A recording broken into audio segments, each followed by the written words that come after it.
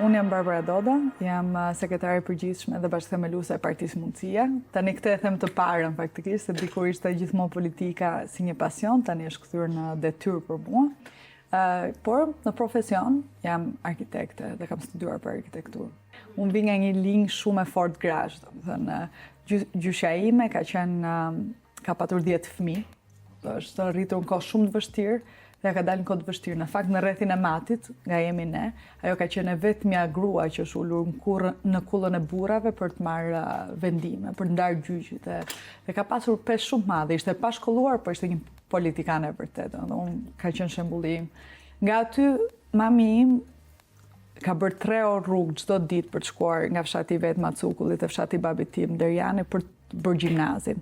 Dhe ka qenë e para faktikisht në familjen e vet që është shkolluar, që edhe me fat, sepse ishte 18 vjeçë kur erdhi demokracia dhe mund të shkolloj, pa çka se ishte familje e persekutuar.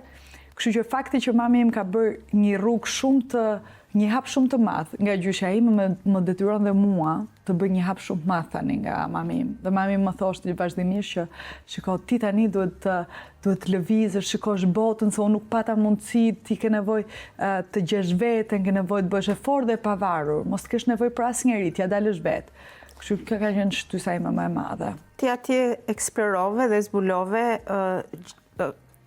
Azinë, Kinën. Çfarë të mbeti aty në mend dhe çfarë i more ti atij vendi për të kthyer pastaj në Shqipëri? Shiko, unë si të thash, kur isha në Shqipëri, Shqipëria më dukej shumë e madhe dhe më dukej sikur i dija të gjitha.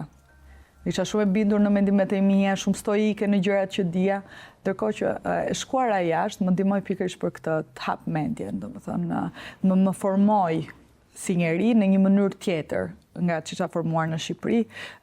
Kam takuar njerëz nga gjithë bota, sot kam miq nga gjithë bota, njerëz me ngjyrë lëkure të ndryshëm, njerëz me fe të ndryshme, njerëz me kulturë dhe origjinalitet, po them, gjë që nuk do e gjeja dot në Shqipëri. Kam pranuar dhe kam kuptuar që realiteti nuk është bardhëzi siç e njeh unë në Shqipëri. Gjërat nuk janë thjesht po dhe jo, por gjërat janë dhe gri. Bota është sa e ndryshme, është edhe e ngjashme. Dhe mendja mendoj më ka ndryshuar mbi të gjitha, dhe prandaj gjithmonë i shty njerëzit e tjerë që të shkojnë jashtë. Jo domosdoshmërisht ku isha unë, por kudo në botë, larg Shqipërisë mund të përballesh me një realitet tjetër që ti nuk e njeh kur je në Shqipëri.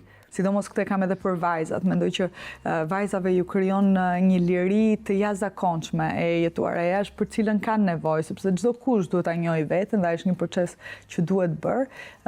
Mendoj kudo të mundesh, qoftë edhe nëse nuk është për studime, por nëse është për një punë të shkurtër, për një punë verore, për një kamp veror, çdo gjë, njeriu duhet të takojë njerëz të ndryshëm, të përballet me kultura të ndryshme, së nxjerrin debate, ti do të kuptosh aspektet e tjetrit, kulturën e dikujt tjetër, shumë e rëndësishme.